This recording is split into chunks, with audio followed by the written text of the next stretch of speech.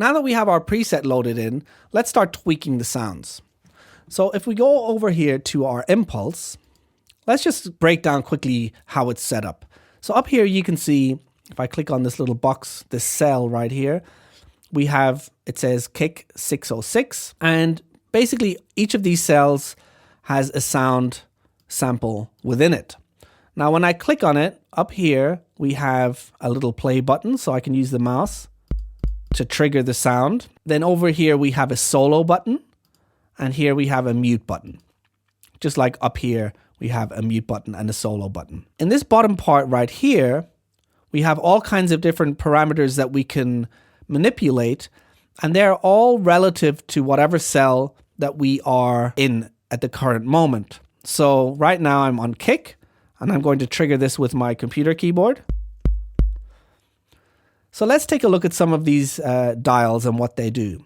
Here we have the start point of the sample. So this is what it sounds like at the moment. If I start manipulating this by turning it to the right, you'll hear the start point starting to shift.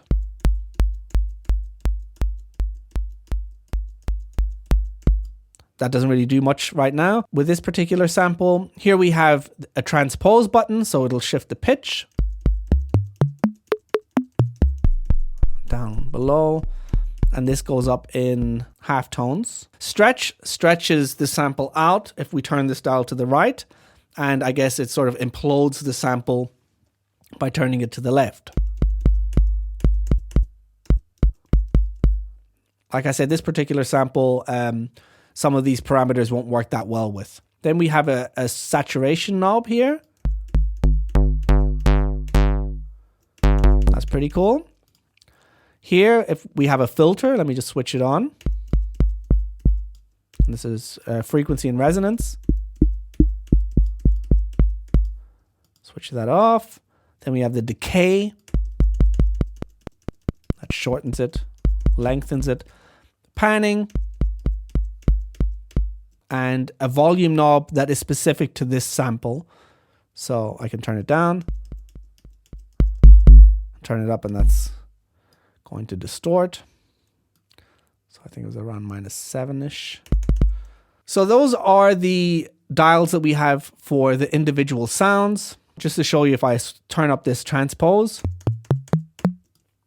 if I move over to snare, you'll see the transpose button move back down, because now this transpose button and all of the other ones are for the snare sound. And I can do the same thing. So this way we can customize each of the sounds individually. And then over here to the right, we have global controls. Let me just play around a little and adjust some of these. See, the volume knob is adjusting the volume for everything. And then this time button is like this stretch button. It'll stretch stuff out.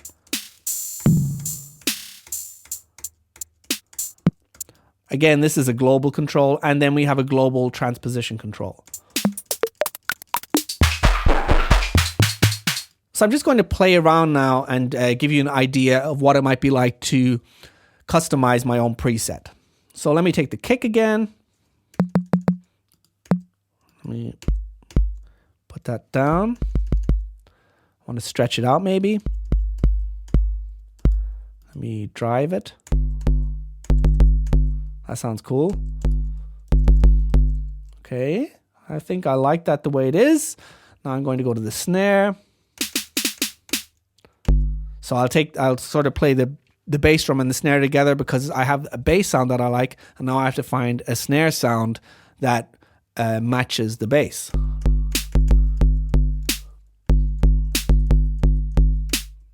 I'm just going to play around and see what happens.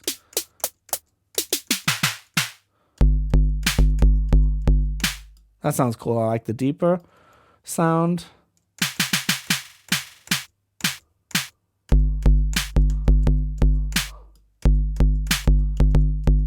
Like that. Let me just see how it sounds with the drive on it. Oh no, I don't like that. So let's take that off. Filter maybe.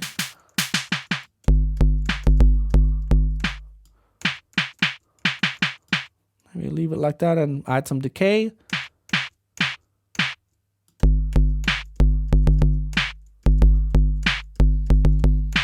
Okay, I like that. Let me just move the start button for a second.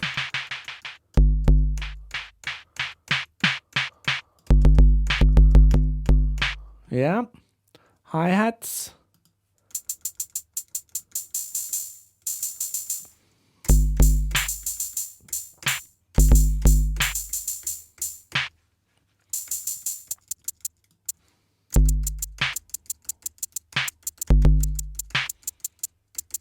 Try the saturation knob on the hi-hat.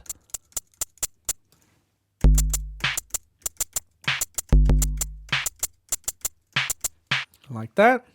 See filter.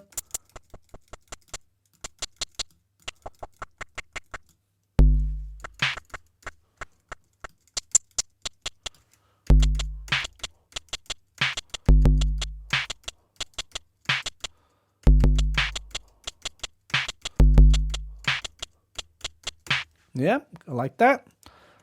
Open hi-hat.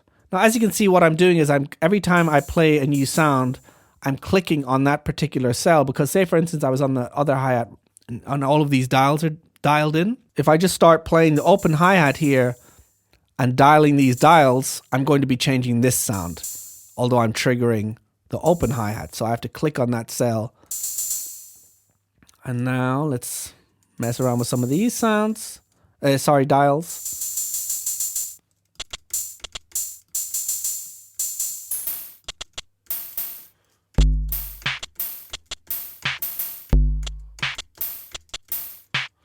Yeah.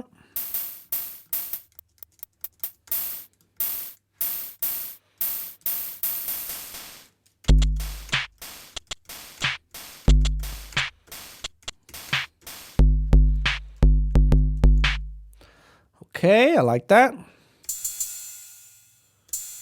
We go to the cymbal.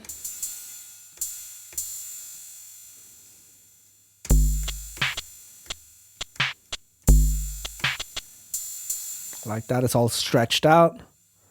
Let's see what the clap's up to.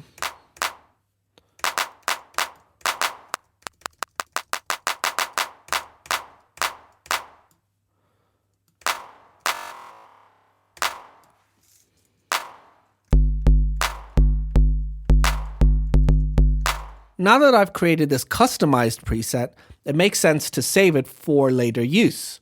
Because once I close this Ableton project, when I open up another one, it won't be available to me. I'll have to open up the Impulse 606 preset and then dial in everything again, which wouldn't make sense. It wouldn't be very efficient. So let me just quickly show you how to save your own presets.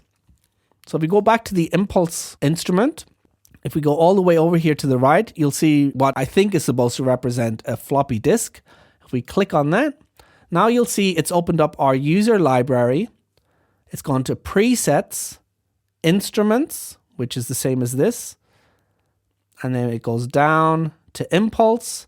And here it's just called it the same preset name that it was before. So what I would do is I would just click on here and just type in my name and 01. So now it's saved that preset, as you can see right here. And now this is my preset, Impulse 606 Ishan 01. So now if I close my set and open it up again, all I have to do, instead of going to Instruments and Impulse 606, I would go to User Library, let me just close it up, Presets, Instruments, Impulse, and there it is. And I could just drag this in here, and now I have it all ready to go. So your challenge for this tutorial is to create 3 different presets by messing around with the dials in Impulse and saving them for later use. I'll see you in the next tutorial where we're going to add effects to our preset to customize our sound even more.